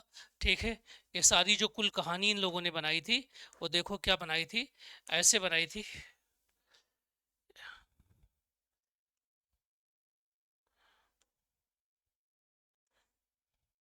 इसको याद कर सकते हैं, ये बताता है नंबर, है ना, किसका, सेल का नंबर, नंबर बताता है, ये बताता है लुक, ठीक है, ये बताता है मूवमेंट किधर है, मूवमेंट है ना, यानी इसी को मैं ओरिएंटेशन कह सकता हूँ, ठीक है। और ये जो आपके पास है ये बताता है उसकी स्पिन क्या है, ठीक है। तो एस बार स्पिन हो गया, यही आपके 4 क्वांटम नंबर्स हैं, बस, है ना, यही है 4 क्वांटम नंबर। देख लो आप लोग, इसमें जो बात ना समझ में आ रही हो आप उससे पूछ लीजिए बेटा।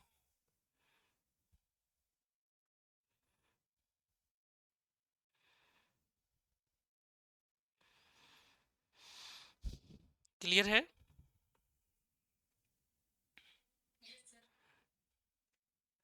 है ना। तो किसी एटम के अंदर इलेक्ट्रॉन्स को बताने के लिए 4 नंबर है, एक उसका नंबर यानी कि एनर्जी लेवल, उसको एन कहते हैं, लुक कैसा है एल बताएगा, मूवमेंट कैसा है एम बताएगा, और स्पिन कैसा है एस बताएगा। 4 नंबर्स आपके पास है, इन्हें क्वांटम नंबर कहते हैं। ठीक है बेटा, चलिए अब ये हो गया, तो आपको पढ़ना है पॉली का एक्सक्लूजन प्रिंसिपल, इस चैप्टर को हम खत्म करते हैं। श्रोडिंगर भी क्वेश्चन तो आपके सोल्यूशन उसमें सिलेबस में नहीं है, क्यों बेटा? हेलो, एक बार देख लीजिएगा आप लोग, होगा तो एक आधे घंटे लेक्चर और ले लूँगा। देखो, टॉपिक का नाम है पॉली एक्सक्लूजन प्रिंसिपल, है ना, पॉली एक्सक्लूजन प्रिंसिपल।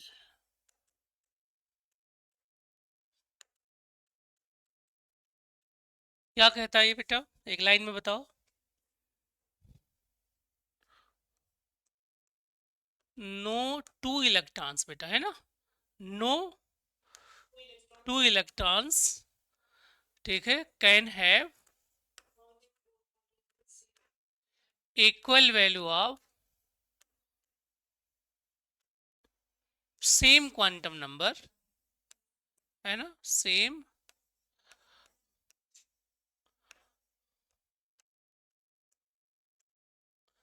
इन अ सेम एटम, क्यों, एक ही एटम के अंदर, है ना, एक ही एटम के अंदर 2 इलेक्ट्रॉन्स की चारों क्वांटम संख्याएं सेम नहीं हो सकती, है ना।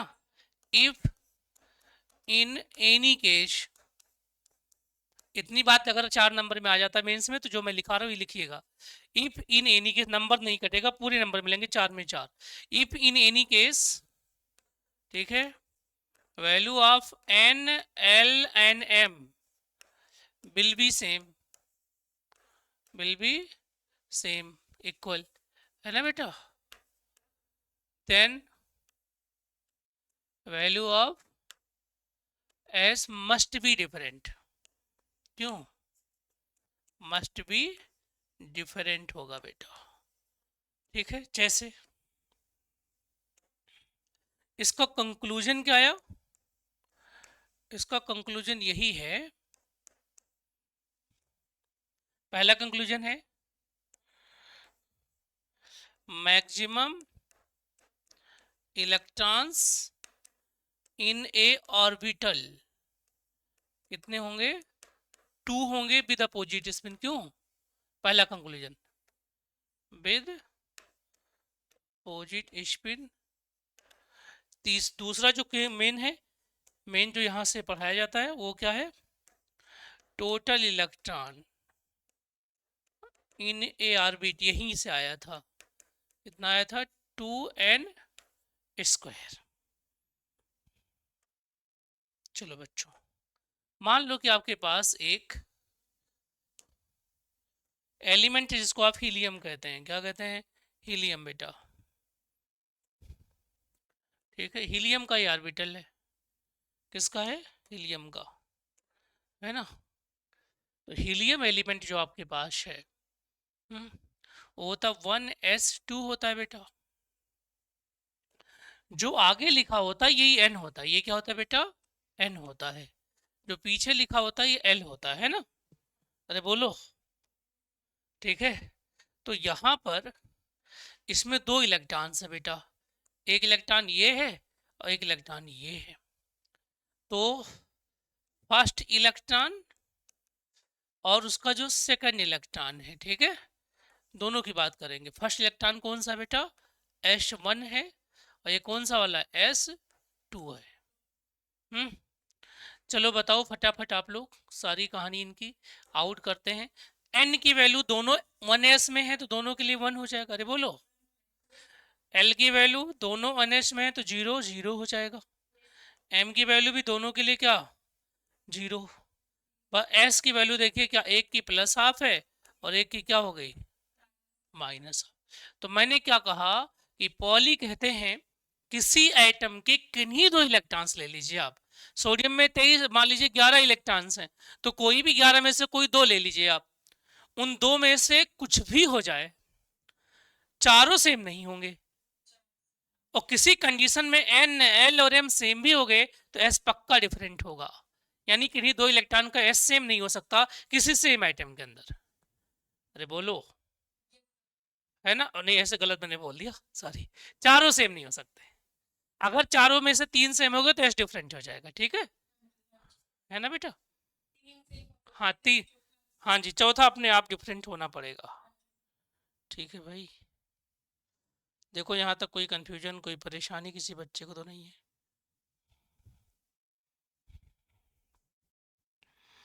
आगे बढ़ सकता हूँ बेटा?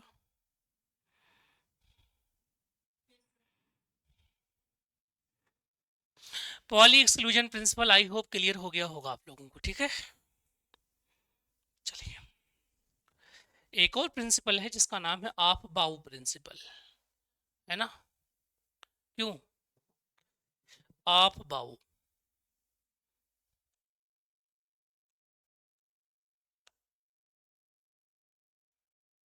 इसकी तो स्पेलिंग भी अलग तरीके की है। सबसे पहले 9th में पढ़ा था हमने इसको। क्या है स्पेलिंग बताना? AUF BAU, है ना। ऑफ बाउ रूल कहते हैं है ना। चलिए, ये जो ऑफ बाउ टर्म है ना, ये कोई आदमी नहीं है ना। ऑफ बाउ ये जर्मन वर्ड है। क्या है? जर्मन वर्ड है ना, ये एक जर्मन वर्ड है। ठीक है बेटा, जर्मन लैंग्वेज का एक वर्ड है जिसकी मीनिंग क्या है? इसकी जो मीनिंग है वो क्या है? सक्सेसिव फॉर्मेशन, है ना बेटा। सक्सेसिव फॉर्मेशन, हिंदी में कहते हैं कर्मिक रचना। कोई चीज क्रम से अगर हो रही हो, ठीक है बेटा, कर्मिक रचना। ये कहते हैं कि अगर आप घर बना रहे हैं तो पहले नींव बनाइए, और नींव के बाद पहला फ्लोर बनाइए, फिर दूसरा फ्लोर बनाइए, फिर तीसरा फ्लोर बनाइए, फिर चौथा फ्लोर बनाइए। समझ में आ रही बात? है ना। ओके, और यही बात सही भी है। तो इसका मतलब ये कहते हैं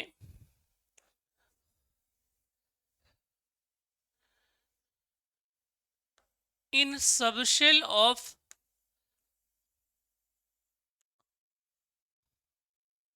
एटम्स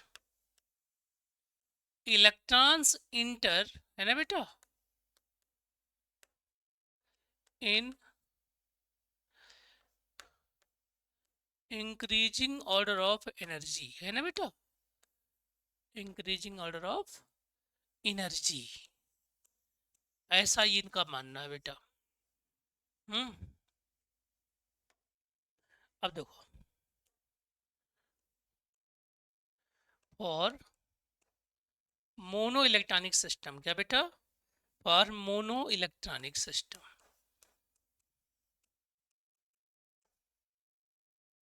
जैसे हाइड्रोजन लाइक, अरे बोलते जाओ भाई, थोड़ा थोड़ा बोलोगे तो मुझे कॉन्फिडेंस आएगा कि आपको समझ में आ रहा। ठीक है, इनके लिए जो डिजनरेसी होती है वो होती एन स्क्वायर, क्या होती है बेटा, एन स्क्वायर।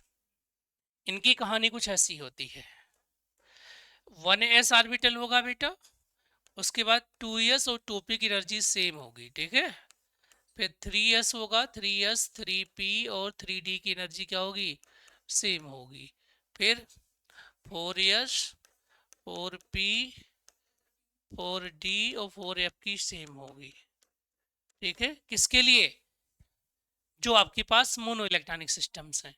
तो उनकी डिजनरेसी अगर बात करते हैं तो यहाँ g इक्वल टू कितना हुआ 1, यहाँ g इक्वल टू कितना हुआ बेटा 4, क्योंकि p में 3 ऑर्बिटल ना, s में 1 तो 3 1 4, इसमें कितना 5 3 8 और 1 9, 3 का स्क्वायर भी कितना होता है, अरे बोलो 9, 4 का स्क्वायर 16, ठीक बात है। Hello, for multi electronic systems, for multi electronic system की बात अगर करोगे आप, ठीक है, तो एनर्जी ऑर्डर डिपेंड हो जाए, अलग तरीके का होगा, उससे 1s से ज़्यादा एनर्जी 2s की होगी, 2s से 2p की ज़्यादा होगी, है ना, 2p से ज़्यादा 3s की होगी, 3s से ज़्यादा 3p की होगी, 3p से ज़्यादा 4s की होगी, 4s से ज़्यादा 3d की होगी, इस तरीके से होगी। अब देखो, अगर मैं मल्टी लैंग्वेज सिस्टम की पहले लेवल की डिजेनेसी तो 1 ही होगी, दूसरे की भी 1 हो जाएगी, तीसरे की 3 हो जाएगी, चौथे की 1, पांचवे की 3, छठे की 1 और सातवें की 5। हेलो, ठीक है, अब इसी को उन्होंने इसमें इलेक्ट्रॉन एंटर करना शुरू कर दीजिए, तो इलेक्ट्रॉन एंटर करने की पूरी कहानी उन्होंने कुछ इस तरीके से बनाई बेटा, देखो,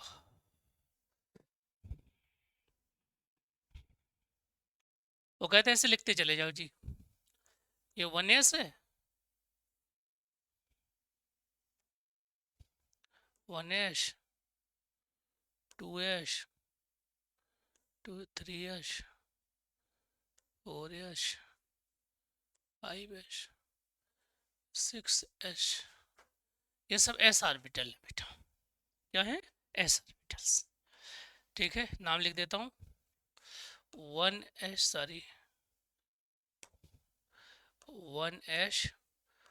2s 3s 4s 5s 6s, ठीक है, 1 में p तो होता नहीं है बेटा, p कहाँ से स्टार्ट होगा, 2 से स्टार्ट होगा, तो 2 के नीचे p होगा, क्यों, 3 के नीचे p होगा, 4 के नीचे p होगा, 5 के नीचे भी p होगा, 6 के नीचे भी क्या होगा, p होगा, ऐसे होगा, 7 के नीचे भी p होगा, नो डाउट, है ना।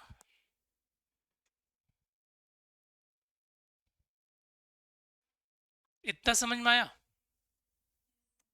उनके नाम क्या है, 2p 3p 4p, कोई क्लास तो नहीं आप लोगों की, 6p 7p, ठीक है। इसके बाद बच्चों, अब देखो d कहां से स्टार्ट होता है, 3 से ना, तो 3 में d है, 4 में d है, बिल्कुल है, 5 में भी d है, 6 में भी d है ना, और 7 में भी क्या है बेटा, d है कि नहीं, 7 में भी d है।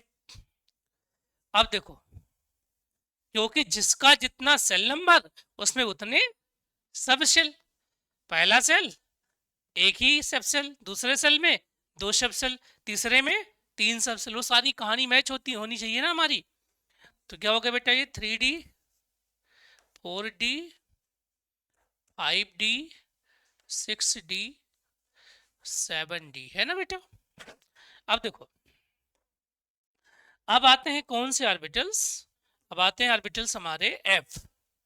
ठीक है बेटा, एफ ऑर्बिटल, एफ कहाँ से स्टार्ट होगा, 4 से, 4 में एफ होता है, 5 में एफ होता है, 6 में भी एफ होता है, क्यों, 7 में भी एफ होता है। चलो भाई नाम लिख दो, 4F, 5F, 6F and 7F। तो जो आपबाउ शब्द है, यानी आपबाउ जो वर्ड है, जो एक जर्मन भाषा का शब्द है बेटा, किसका है, जर्मन लैंग्वेज का शब्द है, जिसका मतलब होता है कर्मिक रचना, कोई ऐसा फॉर्मेशन करना जो ऑर्डर से हो बेटा। ठीक है, जो क्या हो, ऑर्डर से हो, बस सिंपल सी बात है। ठीक है, तो हम उसी को समझने वाले हैं। तो देखिए, सबसे पहले मेरा इलेक्ट्रॉन 1s में एंटर करेगा, किसमें करेगा बेटा, 1s में। इलेक्ट्रॉन कहाँ एंट्री पाएगा, 1s में बेटा, है ना। इलेक्ट्रॉन 1s में एंटर करेगा। ठीक है, 1s से सीधा कहाँ जाएगा, 2s में, है ना। 2s के बाद कहाँ जाएगा, 2p में, है ना। 2p के बाद फिर 3s में, 3s से 3p में, बोलो बेटा, 3p से फिर 4s, है ना, क्यों, ठीक है। अब 3d के बाद 4p, फिर 5s, फिर 4d, है ना, फिर जाएगा आपका 5p, क्यों, फिर 6s, आगे ना, और फिर 4f, क्यों बेटा, है ना। इस तरीके से बताओ, फिर 6p होगा और फिर 7s होगा, है ना। ये है आपका, इसी को आप बनाते थे जिग जैग टाइप में, क्यों, है ना। तो मैं इसको ऐसे मिला दूं,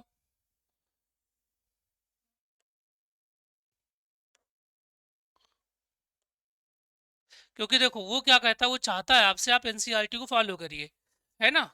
चूंकि ऐसा ही डायग्राम एनसीईआरटी में है, तो आपको लिखना वही पड़ेगा, है ना। अभी अनप्लेस रूल भी बताऊंगा आपको, उससे बहुत ईजी आप चीज़ों को समझ जाएंगे। तो हम क्या जानते हैं उससे मतलब नहीं है, ठीक है ना। हमें वो चीज़ बतानी पड़ेगी जो डिमांड है, किसका, क्वेश्चन का, क्वेश्चन का, है ना। अगर उसने क्वेश्चन 11th का पूछा तो हम नहीं कि हमने पीजी कर लिया, हम नेट क्वालिफाइड है, मैटर नहीं करता, हमें वो सारी चीज़ें बतानी पड़ेगी, राइट। चलो, अब सबसे इंपॉर्टेंट बात है N+L रूल को समझना। ठीक है, यहीं से सारी कहानी क्लियर हो जाएगी। N+L का रूल, है ना बेटा। इस रूल में दो पार्ट हैं, कितने पार्ट हैं, दो पार्ट। ठीक है, इस रूल के फर्स्ट पार्ट और सेकंड पार्ट की बात करते हैं।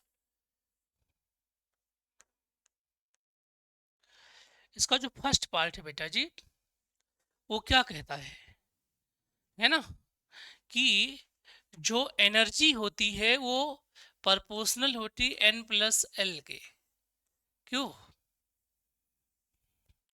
N+L के प्रोपोर्शनल होती है।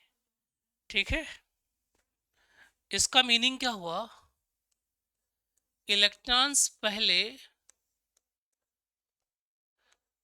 उस ऑर्बिटल में जाएगा, उस सबशेल में जाएगा, उस सबशेल में ही तो जा रहा बेटा, है ना। उस सबशेल में जाएगा जिसके लिए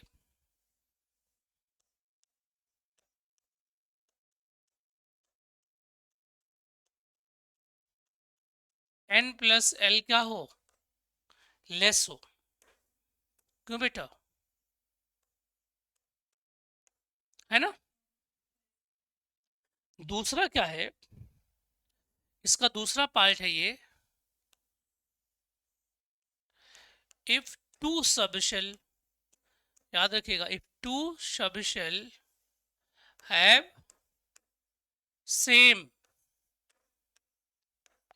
n प्लस एल, है ना, देन जो एनर्जी होगी मेरी, ठीक है बेटा, क्या हो जाएगी जरा बताओ। मान लो 4s हो गया और 3d हो गया। 4s और 3d हो गया, n प्लस एल दोनों के लिए कितना है, नहीं 4s हो गया और साथ में 3p हो गया, दोनों के n प्लस एल सेम है। ठीक है, तो ऐसे केसेस में, है ना बेटा, एनर्जी जो होगी प्रोपोर्शनल होगी n के। ठीक है, तो ठीक है, ऐसे केस में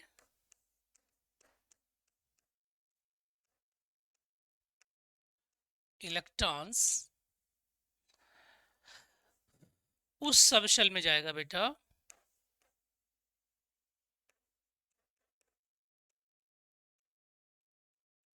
जिसमें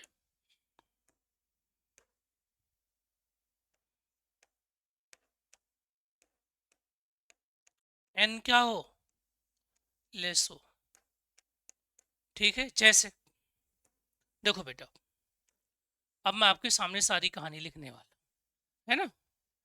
मान लो ये 1s है, यहाँ पे n है, यहाँ l है, यहाँ n प्लस l है, यहाँ 1s है, सॉरी, यहाँ 1s है, यहाँ 2s है, 2p है, 3s है ना, 3p है, क्यों बेटा।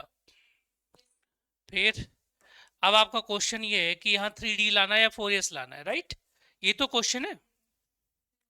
तो उससे पहले मैं n की वैल्यू लिखूं, 1 2 2 3 3, l की वैल्यू 0 0 1 0 1, है ना।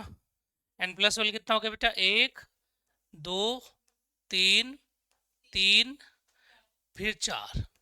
तो जहां n प्लस एल की वैल्यू ज़्यादा है उसमें तो कोई दिक्कत ही नहीं है, यहाँ ज़्यादा है ना, यहाँ बराबर हो गया, जहां बराबर हो गया वहां क्या देखेंगे हम, n देखेंगे, है ना, जिसका n कम होगा वो पहले आ जाएगा, सही है।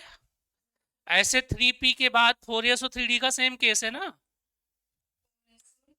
3d, भाई इसका 4 इसका 3, इसका 0 इसका 2, तो इसके लिए 4 हो गया, इसके लिए कितना हो गया, 5 हो गया। तो यहाँ 3p और 4s में बराबर हो गया ना फिर से। ठीक है, अब यही रीजन है कि जब हम अब बनाते हैं अपना कॉन्फ़िगरेशन तो इसमें इलेक्ट्रॉन डालते हैं इस तरीके से, क्यों। ठीक है, तो आप कहते हैं कि सर सबसे पहले 2 इसमें डालिए, फिर जब 2 फुल हो जाए तो 2 इसमें डालिए, फिर 6, फिर 2, फिर 6, फिर 2, फिर 10, है ना। हालांकि 4s 3d के बाहर ही होता है, वो जैसे इसमें एक इलेक्ट्रॉन आता है वो पेंटेट करके अंदर आ जाता है। ठीक है, ये कहानी है इसकी 4s की।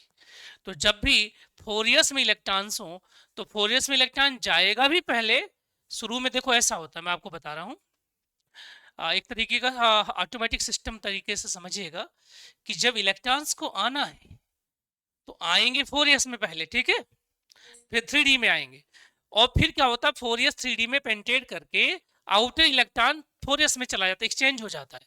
तो जब इलेक्ट्रॉन निकलते हैं तो 4s से ही निकालने होते हैं, ना कि 3d से निकालते हैं, बस ये कहानी है। ठीक है, तो आप ये मानिएगा कि एंट्री भी 4s में होगी और एग्जिट भी कहां से होगा, 4s से होगा। ठीक है, तो ये तो हो गया n प्लस एल का रूल, इसके हिसाब से इलेक्ट्रॉनिक कॉन्फ़िगरेशन आप आराम से कर लेंगे किसी का भी, क्यों बेटा। ठीक है, एक और रूल है last, Hund rule of maximum multiplicity, है ना, Hund rule of maximum multiplicity. हाँ, कुछ बचेगा तो कल एक लेक्चर और ले लूंगा, ठीक है।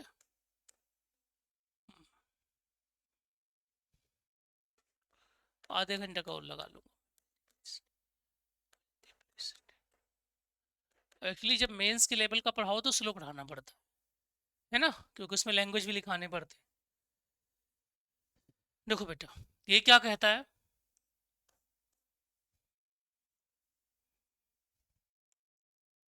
ठीक है बेटा,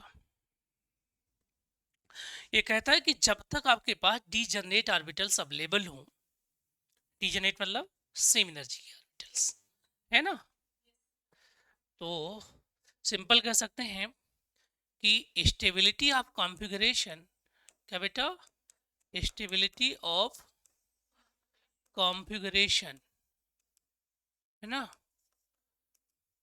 प्रोपोर्शनल होता है पहला मल्टीप्लिसिटी के, मल्टीप्लिसिटी के, ठीक है, दूसरा एक्सचेंज एनर्जी के, किसके बेटा, एक्सचेंज एनर्जी, दो चीजों की प्रोपोर्शनल होगा, ठीक है। अब मैं इसका मतलब भी बता देता हूँ। इस रूल का मतलब ये होता है, इसका हुन रूल की मीनिंग पूरी की पूरी, कि हुन रूल कहता क्या है, ये सारी कहानी भी मैं आप लोगों के सामने क्लियर कर देता हूँ बेटा, ठीक है।